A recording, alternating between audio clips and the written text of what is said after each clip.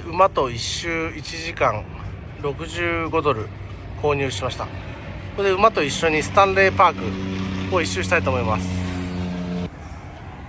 カナダ一、ビッグな公園スタンレーパーク、自転車で頑張ってますね。2時半から馬のツアー予約したんで、それまでは、散歩。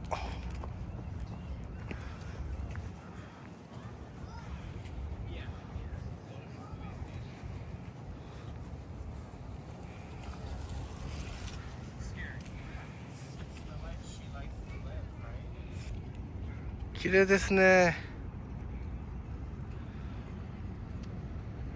香港の夜景のあれみたいですね。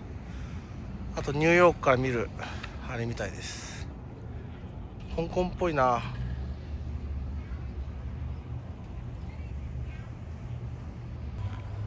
このカラスね、あんまり逃げないですね。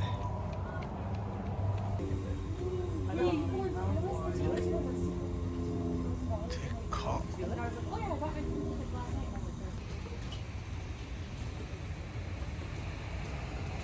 And this volume's okay? You can all hear me? Perfect. Amazing. Oh, excited. Oh, the lines are a bit twisted. Under Smith's outside bit. Outside. On the bit. You see the bit there? Yeah. Thank you. There we go. Now we can steer. Okay. Usually I'd have some horses to introduce you to, but it's kind of slow today, and it's also the last tour of the day, so we won't be seeing any other horses. Hopefully you're okay with the ones up front. Oh. Boy. And there we go, just like that. We blow our horses a nice little kiss and they get going. So welcome everybody. Welcome aboard AAA Horse and Carriage and welcome to Stanley Park. My name is Emily. I'll be your tour guide and driver for roughly the next hour or so as we travel around the eastern side of Stanley Park. Before I tell you about the park, I would first like to introduce you to my two handsome co-workers up front. Today we have a team. Right is Wesson, so Smith and Wesson. Now the clapper on their legs, they're called feathers. Now these two, they're both about. First we have are the Percherons. Now the Percherons are a French breed. Their names are Jim and Jack. Does anyone know what they might be named after? Jim and Jack. Yeah, Jim Beams and Jack Daniels. So they're a party team.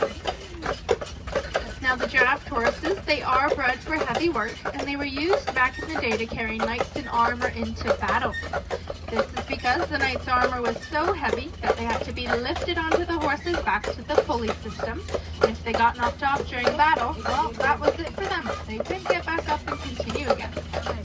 As armor became lighter, they started to use faster and more agile horses. And draft horses were no longer needed for this job. They were then used for all sorts of other jobs like farming, carting, fishing, forestry, mining. They even used to pull boats up and down the canal. And then machinery became in use, so draft horses weren't needed so much for those jobs, but thankfully they haven't gone extinct and we can now have them here in Stanley Park. You will probably hear me call them boys throughout the tour, and that's because all of our horses are geldings. This means that they are male-neutered horses. And this is due to an old park bylaw dating back to the 1700s that's surprisingly still in place, stating that all working horses in the city must be geldings. Now we do have one special horse in our stable. His name is Lonnie. He's quite experienced. Apart from doing the regular tours, he also does weddings, funerals, parades, photo shoots, movie shoots. But most importantly, he's the only horse who will also visit senior homes. By this I mean he goes right through the doors, down the hallway, and says hi to everybody. He is our second tallest horse, so he only clears the doors about an inch on each side. I will tell you more about the horses later on in the tour, but for now, welcome to Stanley Park.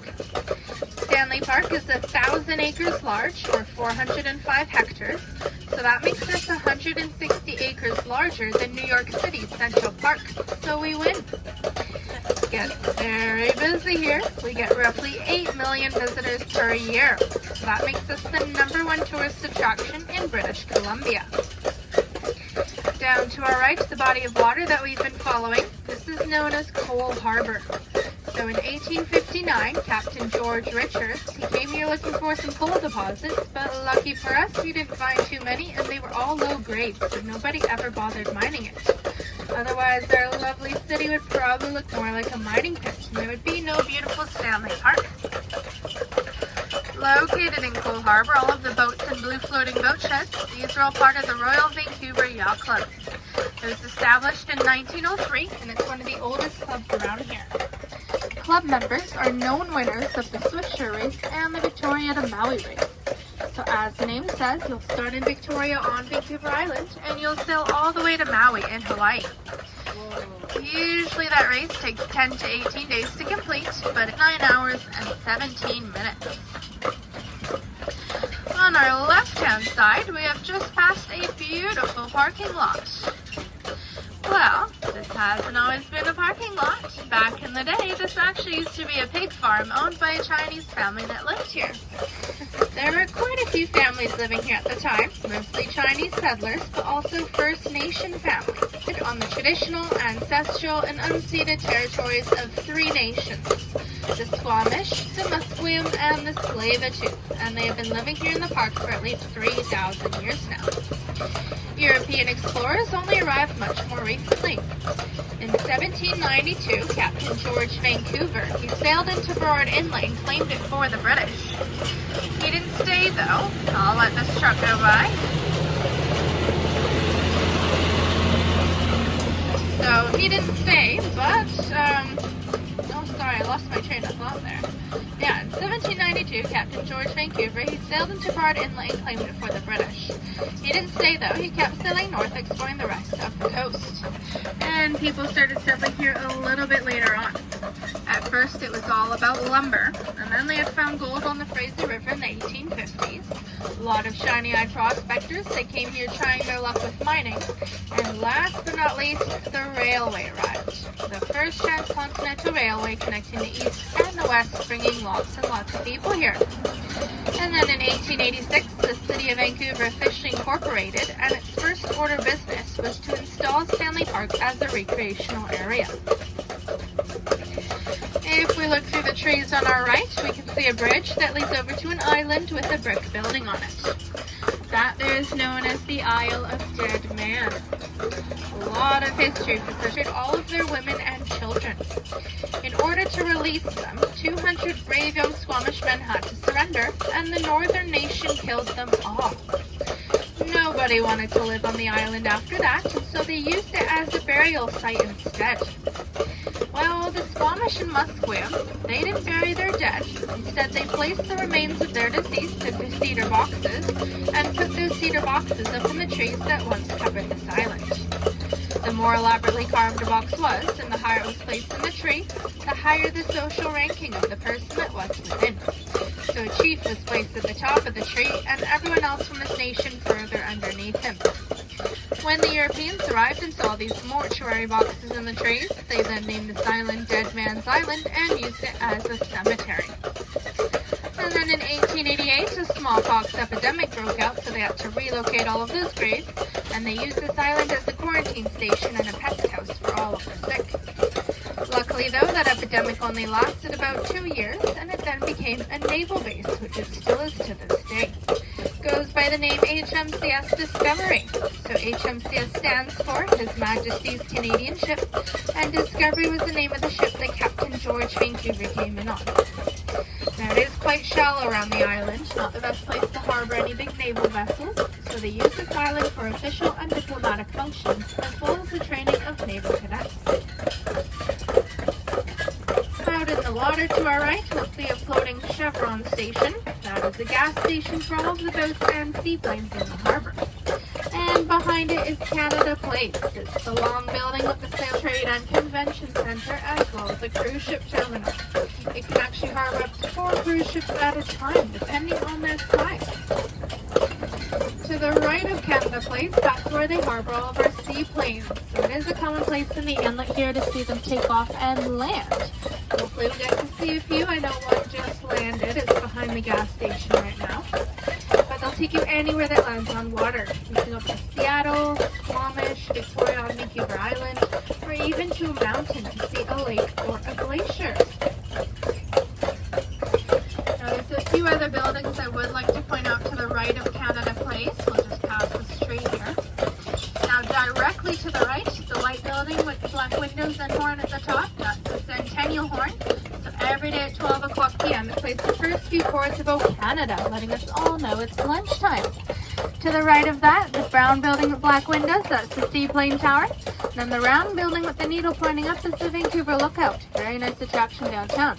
You go up an elevator a couple hundred feet high and you get a beautiful 360 view of downtown. Now if we look to our right in the very back behind the red cranes, we can actually see Mount Baker, which is located in the United States. Yeah, we don't usually see it because the clouds are covering it, but today we can. Yeah.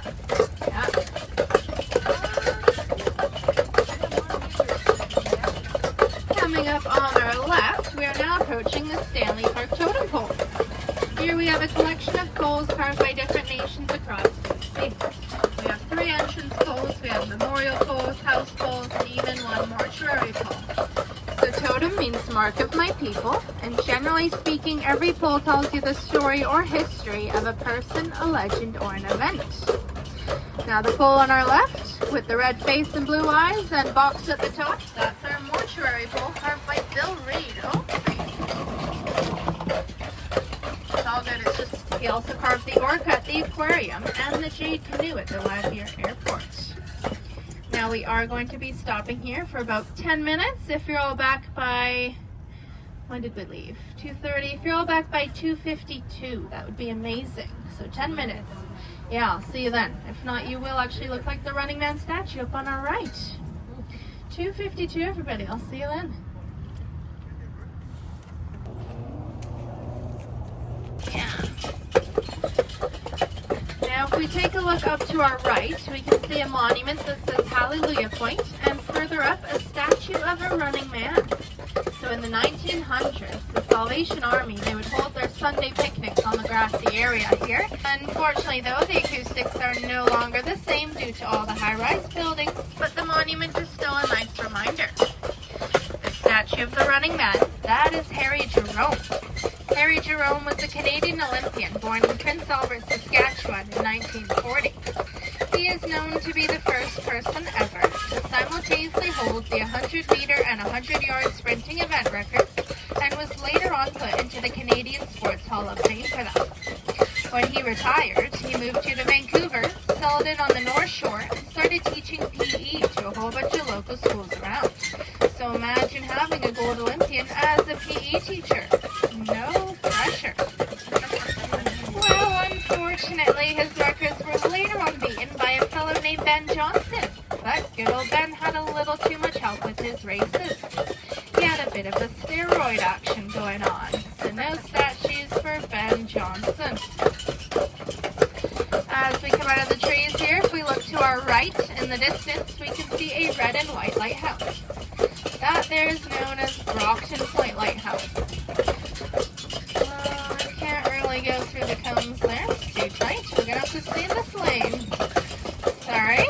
Yeah, so Brockton Point Lighthouse. It was built as a replacement for the original in 1915 and was... Sorry, I'm taking in all the cones here. Oh. Yeah, please. Thank you. Oh, and we're all on camera too. This is great.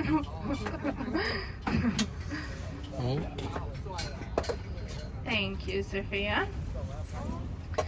Destroying the roads. Yeah, that's fine. I think I'll switch lanes if you could just move the cone in front, actually. Perfect, thank you. I'm switching lanes. Cones are too narrow together. I can't get out of there. I'll just switch now. It's fine. Oh, back on.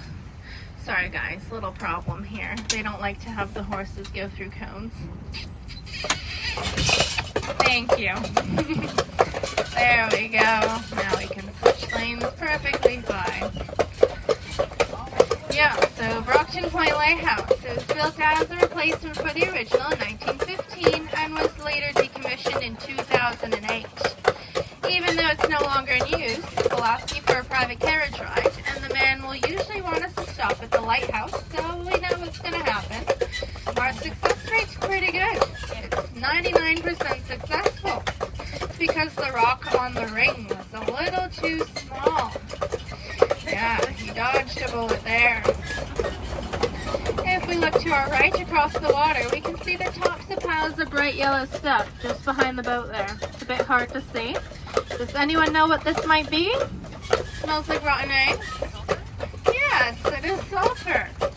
I do get a lot of funny guesses though. A lot of people ask me if that is sand, corn, butter, mustard seeds, jello powder, scrambled eggs. But the best one yet was a little boy asked me if that was banana pie. Very, very cute. I could not tell him no, but that there is sulfur. So sulfur is a byproduct of the sour gas mines of northern BC and Alberta, and it's transported here by train. It then gets mixed with potash that's stored in the blue buildings next to it and turns into fertilizer. Whatever sulfur we do not use for fertilizer gets used in the pharma industries to treat skin diseases, in the paper industries to produce paper pulp, or even in a process called vulcanization. That's the hardening of rubber. That's how we get tires, boots, and hockey pucks. Very important to us Canadians here. Get over. On our left, this whole area that we can barely see, this is known as Brockton Oval. It's home to the cricket and rugby clubs. So the big field on our left, that would be the cricket field. The house in the back we can't see anymore is the cricket clubhouse. And over the hedges, it's the rugby field. So where rugby lasts about 2 hours or so, cricket can last up to 5 days and typically ends in a draw, so nobody even wins. Any cricket players on board? No, I don't usually get too many. It's maybe once or twice a month. Now this cute 9 o'clock gun. So the 9 o'clock gun is a 12-pound muzzle feeder cannon that sits back at Brockton Point, just past the Running Man statue. Back in the day, the caretaker had to do quite a dangerous job. You have to take a stick of dynamite, put that on an apparatus that looks like a fishing rod, and dangle that over the water. And he had to make sure it exploded at exactly 9 o'clock p.m. so all of the ships in the inlet could set their chronometers to the sound of the explosion. They needed to know the timing of the tides. Well, the poor caretaker, he complained about the stick of dynamite for quite a few years until they eventually got him the gun. And that gun is still fired every day at 9 o'clock p.m., but nowadays it is done so electronically.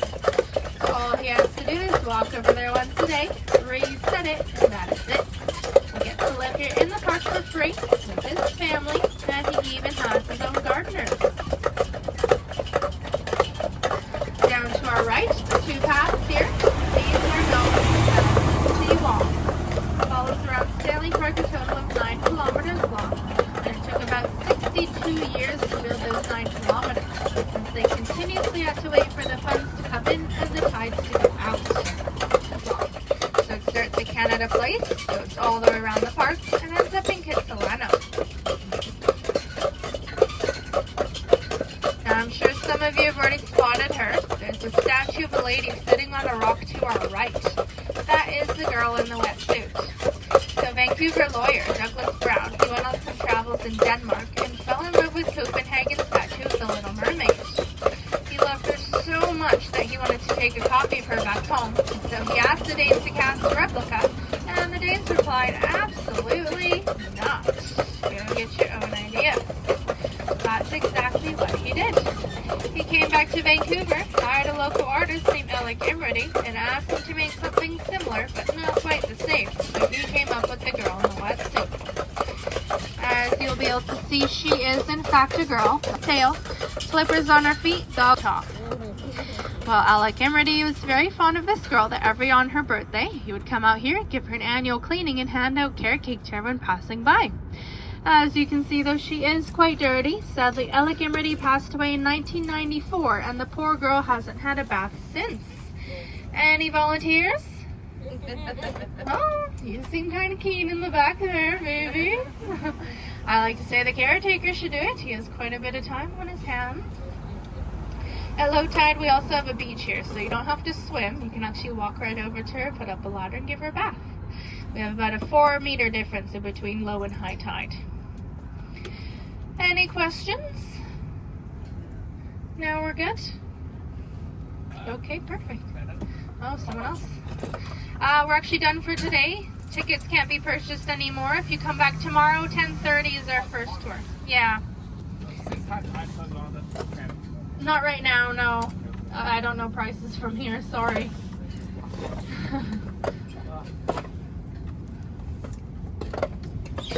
I know, you want to go home. Yeah. These guys, they time the tours in their head. They know when last tour is, and that means dinner. So right now they have tunnel vision for food. Now the dragon statue on our right that we passed, this is a replica of the figurehead of the SS Empress of Japan. That was the steamship that crossed the Pacific to ports of Asia, carrying tea, silk, mail, and immigrants, and she was renowned for never missing a sailing and never being late. She also had 2 sister ships. There was the SS Empress of China and the SS Empress of India. The green suspension bridge on our right, this is known as the Lionsgate Bridge. It was named after the Twin Peaks of lions in the Capilano Valley region. Unfortunately, we can't see them from here, but this bridge also has a second name. Here we like to call it the Bridge That Beer Built. So all the adults on board are probably familiar with the Irish brewing company Guinness. Guinness bought a piece of property in West Vancouver, just on the hillside over there. They wanted to connect it to downtown Vancouver. At the time, the only way across was by taking a tiny little ferry that barely ran at all, if it even did. And so Guinness asked the city to build them a bridge, but they said no. They didn't want a road cutting through Stanley Park. Guinness didn't give up. They kept asking the city, and it took about 4, and as you can see, Guinness did. It took 18 months to build this bridge at a cost of $5.8 million. And ironically, they sold it to the city a few years later at the exact same price. It used to be a toll bridge. It would cost a nickel per pedestrian or $0.25 per vehicle. But ever since it got sold to the city, it's become free of charge. Now Guinness, who owns a piece of property in West Vancouver, they're called British properties. Back in the day, they were pretty exclusive. You either had to have a British passport or be of British descent to live there. Nowadays, not quite as exclusive. All you have to do is have lots and lots of money. See, does not only stand for British Columbia, but also bring cash. On our left, we've got a lot of Canada geese here feeding on the grass. And then the building in the back, that's you guys in the back, amazing. Well, apart from being an aquarium, they're also a marine mammal rescue program. And there's the back to health, and then release them again. The wooden archway on our left, this is known as the Lumberman's Arch. It's a tribute to the lumber industry and how much prosperity it's brought here to Vancouver. Lumber is still a big export product to this day. On our left, these trees here with barely any leaves on them, these are Japanese red maples. They'll start off with a burgundy color, and as the leaves get more sunlight, they'll get quite cold enough in the winter time. Those are all found in Quebec and Ontario. The body of water down to our right, this is known as Burrard Inlet. We have lots of salmon, seals, otters, sea lions, and about 2 to 3 times a year there's even orca whale passing through. There were 4 sightings at the beginning of summer in the inlet, and then they went over to Victoria on the island. So a lot of people got lucky and got to see some orca. Unfortunately, I was not one of those people. If we start to take a look over our right shoulder down Burrard Inlet, we'll be able to see another bridge in the distance. That there is known as the, and the moon. That there is known as the Ironworkers Memorial Bridge. That is the third bridge to span that particular part of the inlet, and it wasn't until the construction of the second bridge that disaster struck. It was covered in workers. They were almost complete with building the bridge when within 15 seconds the entire structure twisted and fell in the water below. 19 people died that day. Many more were injured, and they later on figured out this all happened due to an engineering flaw. They had miscalculated the balance of the bridge. Well, in 1960, they finished the bridge that's there now, named it the Second Narrows, and in 1994, they renamed it the Ironworkers Memorial Bridge as a tribute to those who died that day. There's also a lovely tradition going all around Canada, where when engineers graduate university, they're gifted with a ring. They will usually wear this on their pinky finger of their working hand, and that's to remind them of the responsibility that they hold. Up on our left, we can see that quite a bit of tree work has been done here lately, getting more and more noticeable all around Stanley Park. But about 4 years ago, we started to get a problem with the hemlock leaver moths. These insects, they crawl inside our trees, eat away at the wood, and kill them. So last year, the city decided to cut down all of the dead ones, and that came to a total of 165,000 trees. That's about a quarter of the trees here in Stanley Park. So it is a big difference. We've got a lot of open gaps like this here.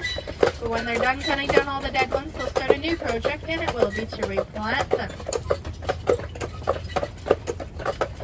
As we go up this hill here, we can really see the horses working. It's a good glute workout. That's why they've got nice round bumps. When we go downhill in a second, I get to help them out. I have a break up front, so the job will literally turn into a walk in the park.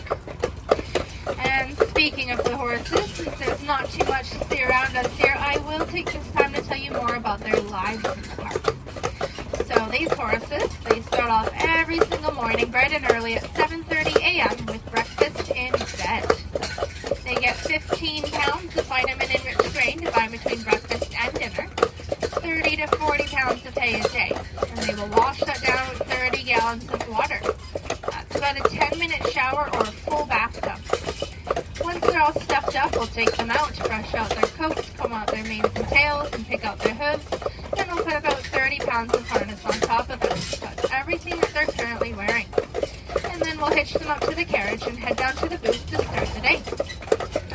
These horses, they do about 3 to 4 tours in a day, depending how busy we are. And in between each tour, they get at least half an hour break, so they get to rest and drink as much water as they would like. When they're done with the day, we'll head back home, take off their harness, give them a shower where they're sweaty, and scrub behind their ears all the way down to their toes, so full body massage.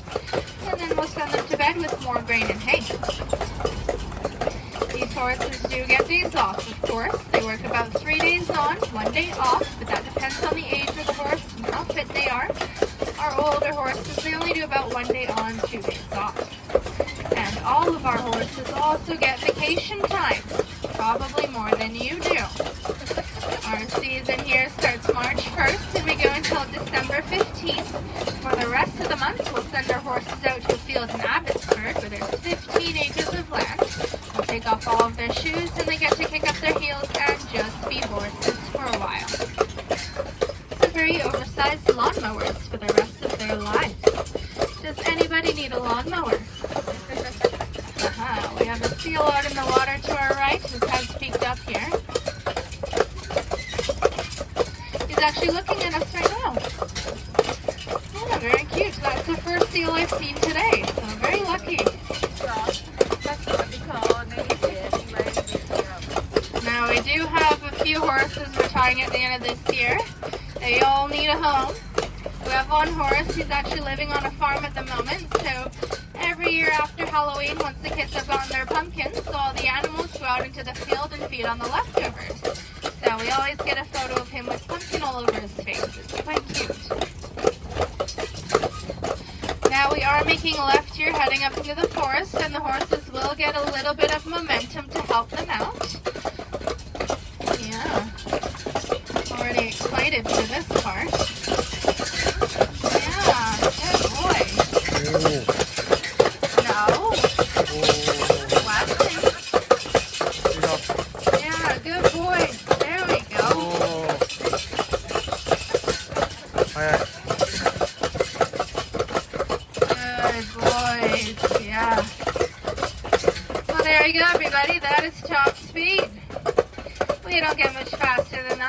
horses, they are more built for their strength. Does anyone want to make a guess on how much one of these horses might weigh? 200 pounds. Way more than that. 700. More than that. Yeah.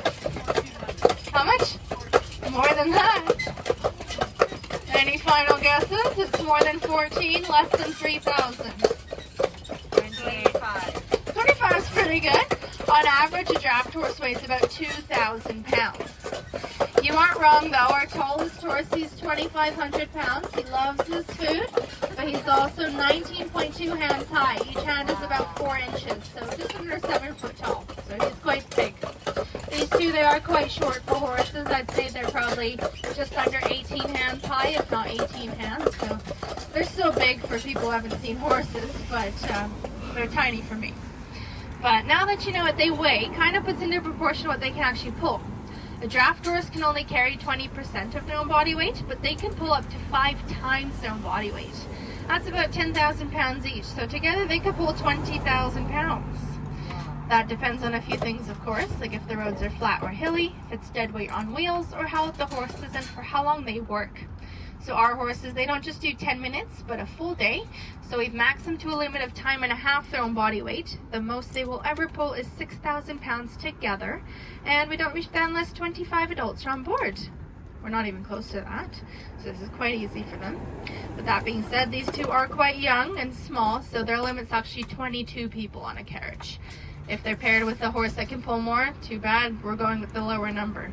Accommodate the horse that can't pull as much. Any questions? As we go up this road here, I'll tell you more about the trees and wildlife in Stanley Park. The first tree I want to point out is the one on our left, closest to the road. This here is the western red cedar. It's about 500 years old and they can grow up to 200 feet tall. They have something special called umbrella foliage, which is very convenient to have in a city like me in Vancouver. So if you're ever caught in a rainstorm, you can go towards the western red cedar and hide beside it. And the umbrella foliage will leave the water away from the base of the tree, so you won't get wet. This tree is very important to the First Nations. They call it the tree of life. They'll use the wood of the tree to carve canoes, houses, and totem poles like you saw earlier. And that's because the wood can last up to 100 years with no treatment on it. So it gives an idea of the lifespan of a totem pole. They'll strip a piece of the bark and weave it to get blankets, baskets, ropes, jewelry, and raincoats. Then they'll mash the bark into finer fiber to get softer clothing and even baby disposable diapers. Coming up on our left, hiding in the trees, is a Douglas fir. They've got very rough and scaly bark. And then ahead on the left, sticking out a little bit, is another western red cedar. You can really see the undertone of the red, as well as how fine and stringy the bark is. For the animals in the park, we have all of the small ones, so lots of squirrels, skunks, raccoons, coyotes.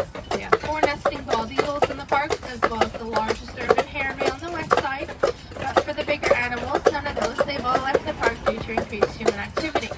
You won't see any bears, cougar, deer, or moose. The squirrels, though, they're a little bit of a funny story. We have 2 types of squirrels here. We have the Douglas squirrels. They're reddish brown in color. They are native. Then we have the gray and black squirrels. They are not native.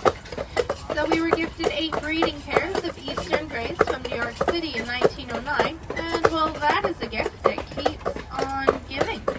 They are everywhere. But what goes around comes around, right? I think we got them back in the States with the amount of Canada geese we sent their way. Anyone don't have Canada geese where they're from? Thought so.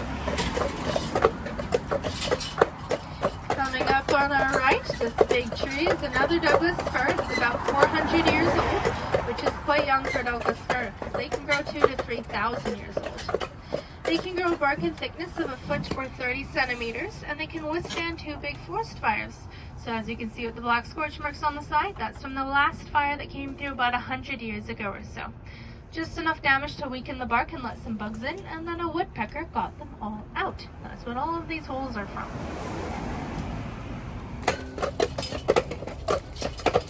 Coming up on our right, we'll see a path, and it takes you down to Beaver Lake.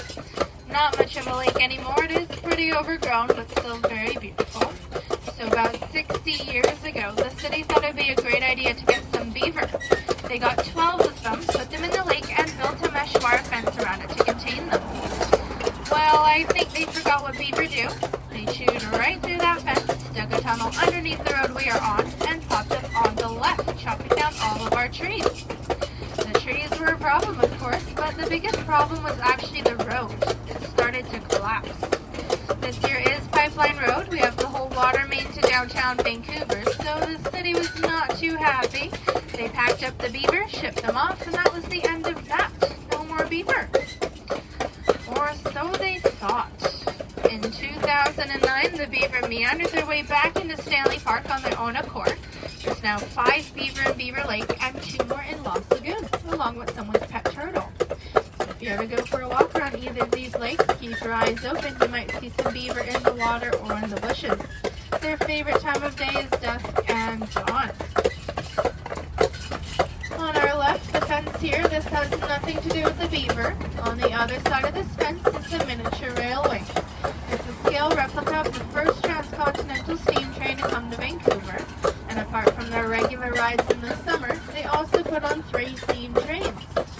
So for spring, they do an Easter train. For Halloween, they do a ghost train. And at Christmas, they do a Bright Nights train. That's when they'll put up 4 million lights around this part of the park.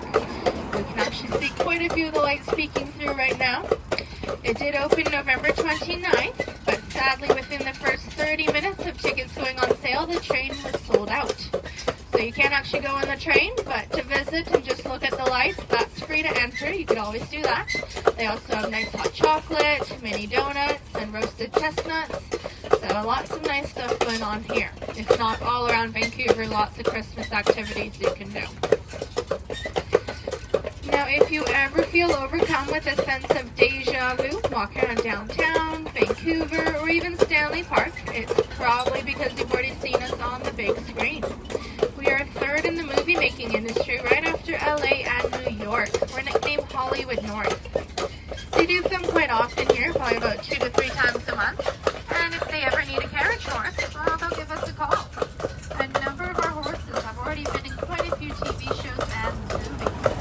Unfortunately, not the 2 up front. These guys are still quite young and looking at everything, so we'll wait till they get a bit older. A lot of our older horses, though, they've been in Mirror Mirror, Van Helsing, Once Upon a Time, The Bachelor of Canada, Love It or List It, and a whole bunch of Hallmark Christmas movies. Has anyone seen any of those? Yeah. Oh, Van Helsing. I don't get that one much. Usually it's the Hallmark movies or The Bachelor, all those, corny, romances.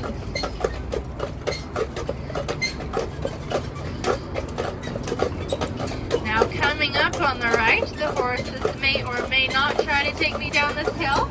If not, they will look. But at the bottom of this hill, we'll see a brown building with a green parking sign. Oh yeah, they're quite interested.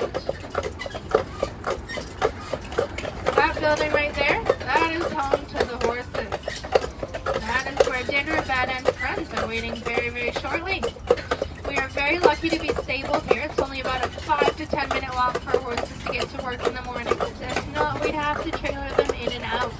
That can get quite stressful on their bodies, but also on their mental health. We're not the only horses in the park. There's another stable behind ours. It has the red roof and Canada flag.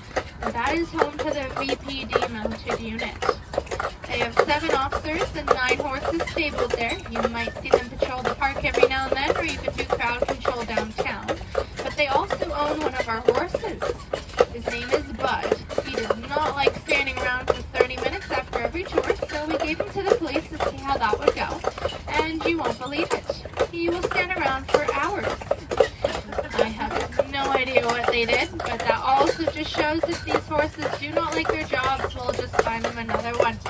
There's no way you can force these guys to do anything. They're way too big and strong. We are also at the entrance of the beautiful Rose Garden. In 1920, the Kiwanis Club, they wanted to see how well their roses would do in Vancouver weather, and they do very, very well. We have 50 plots of rose beds of over 40 different varieties. They come in all shapes, sizes, and colors. They're not really in bloom. We are at the end of season for roses. But for spring and autumn, we'll get lots of tulips, hyacinths, and daffodils. So our gardeners, they are kept busy all year round. Now, it does get quite popular in here with tourists taking photos, also with bridal parties. We can actually get up to 5 brides at once taking their photos or having a wedding ceremony. We had a record day a couple months ago. There was actually 9 brides at once. So that was chaos. Now, this wouldn't really be a tour of Stanley Park if I didn't at least tell you where the name came from.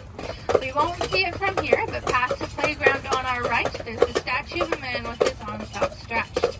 That is Lord Stanley. So Lord Stanley dedicated this park on October 28, 1889, and that is why we named it after him. But he is also where we get the coveted Stanley Cup from. So his 2 sons were very dedicated hockey players, and their father was in possession of the cup at the time, and so he donated it to the NHL.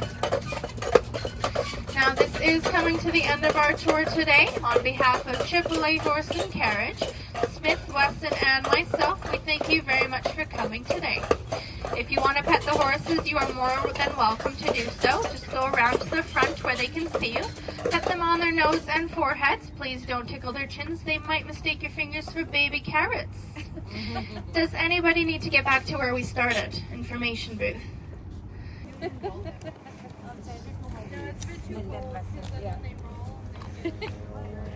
Oh. すごいな。